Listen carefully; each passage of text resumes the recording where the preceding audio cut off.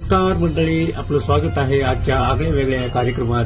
ज्या कार्यक्रमाचं नाव आहे घे माझी मुलाखत. आणि आजच्या मुलाखतीसाठी आपल्यासोबत आहेत थेट उसातून आपले बिबट्या भाऊ.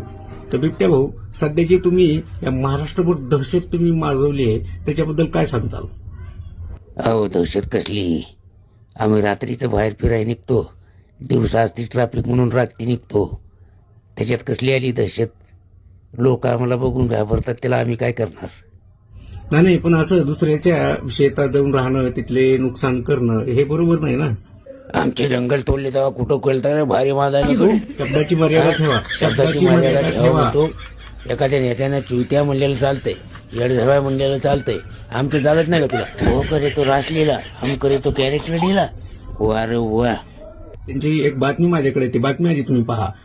आणि यातच आता चक्क गावात बिबट्या येतो, त्यामुळे संबंधित गावातला मुलगा नको असं म्हणायची वेळ शिरूरकरांवर आली. आता सांगा, असं जर तुमच्यामुळं जर मुलांचे लग्न मोडत असतील तर काय उपयोग आहे? मग आधीच तर कुठं भेटणं झाली आणि तिथे भेटायची तर ते तुमच्या नावावर घेऊन मुली द्यायला तयार नाहीयेत, ते तुमची दहशत तिथं असल्यामुळे. तर यावर पण काहीतरी विचार करावा लागेल ना.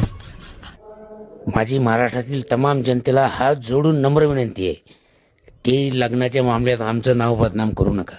तुम्ही मुलगी द्यायची नसलं सांगा ना, तुमचं पोरगं काळं आहे, नकटंय, बेवडंय, मोकार फिरतंय, आमचं नाव बदनाम करू नका ना.